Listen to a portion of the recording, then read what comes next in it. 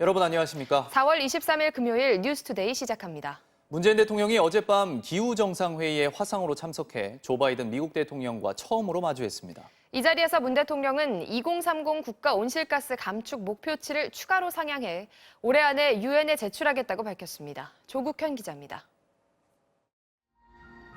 청와대 상춘제에 마련된 기후정상회의 화상회의장. 문재인 대통령은 한국이 세계 최초로 개발한 커브드 디스플레이와 T-OLED를 통해 바이든 대통령을 비롯한 27개국 정상들과 화상 연결로 마주했습니다. 폐 플라스틱을 재활용해 만든 친환경 넥타이를 착용하고 11번째 연설자로 나선 문 대통령은 먼저 바이든 미국 대통령의 파리 협정 재가입부터 환영했습니다. 파리 협정에 재가입하고 글로벌 리더십을 발휘해 주신 바이든 대통령님과 미국 신정부의 노력에 경의를 표합니다. 문 대통령은 먼저 2050년 탄소 중립 목표를 위해 2030년 국가 온실가스 감축 목표를 추가 상향해 올해 안에 유엔에 제출한다는 계획을 처음 공개했습니다. 2050 탄소 중립을 실현하기 위한 의지를 담아 NDC를 추가 상향하고자 합니다. 지난해 이미 온실가스 감축 목표를 기존 배출 전망치 기준에서 2017년 대비 24.4% 감축하겠다는 절대량 기준으로 변경해 1차 상향한 데 이은 추가 감축 조치입니다. 국내 석탄화력발전소와 관련해선 신규 건설 허가를 중단하고 노후 발전소를 조기 폐기하고 있다고 설명하는 한편 전 세계적인 석탄 화력 감축을 위해 신규 해외 석탄 화력발전소에 대한 공적 금융 지원도 전면 중단하겠다고 선언했습니다. 다만 석탄 화력 발전의 의존도가 큰 개발도상국들의 어려움이 감안되어야 할 것이며 적절한 지원 방안이 마련되어야 할 것입니다. 문 대통령은 특히 탄소 중립 비전 실현 방안을 논의하기 위해 다음 달 말 서울에서 열리는 제2차 P4G 정상회의에 대한 국제사회의 관심과 참여도 당부했습니다. 이번 기후 정상회의 참석은 바이든 대통령 초청으로 이루어진 것으로 한미 간 기후변화 대응 협력을 강화해 한미동맹 확대에 기여할 것으로 청와대는 기대했습니다. MBC 뉴스 조국현입니다.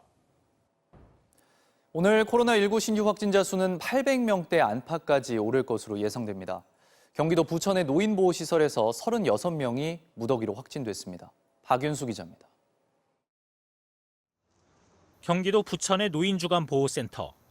센터를 이용하는 80대 1명이 그제 코로나19에 확진된 뒤 입소자 29명과 종사자 6명이 추가로 감염됐습니다. 확진자 대부분은 무증상 감염으로 마스크 착용 등 방역 수칙을 제대로 지키지 않았던 것으로 조사됐습니다. 방역당국은 시설을 폐쇄하고 병상 배정을 요청하는 한편 확진자들의 백신 접종 여부도 함께 확인하고 있습니다. 저희도 아직 그것까지는 지금 확인 중이어가지고 정확히 뭐라고 대답을 좀 드리기 어려워요. 어젯밤 9시까지 집계된 확진자는 737명. 자정까지 추가된 환자를 포함하면 오늘 발표될 신규 확진자 규모는 800명대 안팎이 될 것으로 보입니다. 직장과 학교, 어린이집, 교회 등 일상 속 다양한 장소에서 감염이 잇따르며 코로나19 확산세는 잡히지 않고 있습니다. 특히 지난 2주간 다른 확진자와의 접촉을 통한 연쇄 감염의 비율은 집단 감염의 2배에 육박했고 감염 경로가 확인되지 않은 환자는 30%에 달해 최고치를 기록했습니다. 하지만 정부는 당장 거리두기 단계를 격상할 계획은 없다고 밝혔습니다. 백신 접종 등으로 위중증 환자가 줄면서 현재 의료 체계로 대응이 가능한 데다 막대한 경제적 피해를 감수하면서까지 단계를 올릴 상황은 아니라는 겁니다. 대신 현장 점검을 강화하고 방역 조치가 실효성 있게 작동하는 방안을 추진할 계획입니다. 정부는 다만 확진자가 급증해 의료 체계에 한계가 예상된다면 언제든지 거리두기 단계 격상을 검토할 수 있다고 강조했습니다. MBC 뉴스 박윤수입니다. 정부가 러시아 코로나19 백신인 스푸트니크 V 도입 검토에 속도를 높이고 있습니다. 안전성이 변수가 될 걸로 보이는데 다른 백신들과는 어떤 점이 다른 건지 김미희 기자가 설명해 드립니다. 정부는 지난 2월 러시아 스푸트니크 V 백신에 대해서도 내부적인 검토를 하고 있다고 밝힌 바 있습니다. 워낙 불확실성이 많기 때문에 다양한 백신들을 다 문을 열어놓고 그리고 문재인 대통령이 도입 가능성을 점검해보라고 지시한 뒤 검토에 속도를 내고 있습니다. 식품의약품안전처가 외교부에 러시아와 멕시코 등 스푸트니크 V 백신을 접종 중인 12개 나라에서 보고된 이상 반응에 대한 정보 수집을 요청하고 나선 겁니다. 화이자 95%, 모더나 94.1%, 스푸트니크 V 백신은 효과가 화이자와 모더나에 이어 90%가 넘는 걸로 알려져 있는 데다 냉장 보관이 가능해 유통도 쉽고 가격도 저렴합니다. 다음 달부터 국내 업체들이 수출용으로 6억 5천만 회분을 위탁 생산할 예정이어서 식약처 허가만 난다면 빠른 시일 안에 국내 공급도 가능하다는 장점이 있습니다. 문제는 임상시험 외에 실제 접종 자료가 공개되지 않아 효과와 안전성에 대한 검증이 전 세계적으로 아직 충분히 이뤄지지 않았다는 겁니다. 또 희귀혈전증이 보고된 아스트라제네카와 얀센 백신처럼 바이러스 전달체 방식으로 만들어져 이상 반응과 부작용에 대한 확인도 필수적으로 진행돼야 합니다. 유럽의약품청 EMA에서 현재 사용 승인 심사가 진행 중인데 이르면 다음 달 결과가 나올 예정입니다. MBC 뉴스 김미입니다. 가상화폐 열풍과 관련해 은성수 금융위원장이 강력한 경고의 메시지를 냈습니다. 가상화폐는 투기이고 잘못된 길이라며 보호 대상도 아니라고 선을 그은 건데요. 국내외 고위 금융당국자들의 가상화폐 투자 경고는 이어지고 있습니다. 이유경 기자입니다.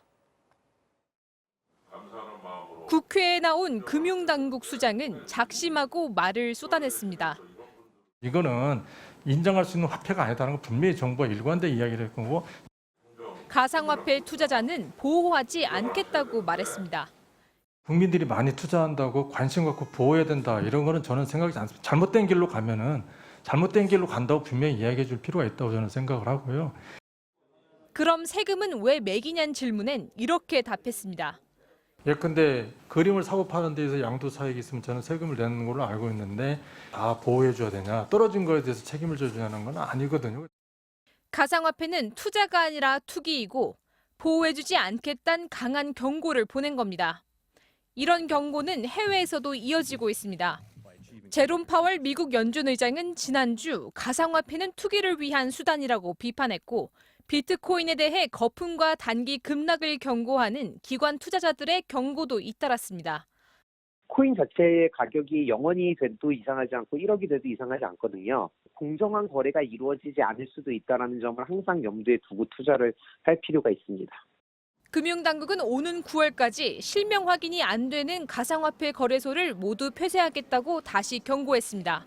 MBC 뉴스 이유경입니다. 네, 오늘 고온 현상은 한풀 꺾이겠습니다. 서울의 한낮 기온은 23도, 경주가 18도 등으로 어제보다 3도에서 최고 10도가량이 떨어지겠고요. 동해안 지역은 15도 안팎을 보이면서 선선함이 감돌겠습니다. 주말인 내일도 기온은 오늘과 비슷할 텐데요. 다음 주 초부터는 한낮 기온이 평년 수준인 20도 안팎을 보이면서 계절이 제자리를 되찾아 가겠습니다. 서울 등 서쪽 지역에 약하게 내리던 비는 차츰 잦아들고 있습니다. 아직 비가 내리고 있는 인천과 경기 곳곳의 비도 아침 사이에 대부분 그치겠는데요. 비의 양이 워낙 적기 때문에 대기의 건조함을 달래주기는 어렵겠고요. 남해안과 제주도로는 바람이 강하게 불어드는 가운데 너울성 파도도 주의해 주셔야겠습니다. 오늘 전국의 하늘이 대체로 흐리겠고 공기질도 무난할 텐데요. 출근길, 수도권 지역은 먼지가 다소 쌓일 수 있겠습니다. 현재 서울의 기온 17.1도 보이고 있고요. 한낮 기온은 서울과 청주 23도가 예상됩니다. 남부 지역의 낮 기온 광주 27도, 부산과 안동이 20도 등으로 어제보다 3도에서 최고 10도가량이 낮겠습니다. 주말인 내일 오후 중부 지역의 하늘부터 차츰 맑아지겠고요. 전남과 경남 내륙 지역엔 한때 비가 오겠습니다. 날씨였습니다.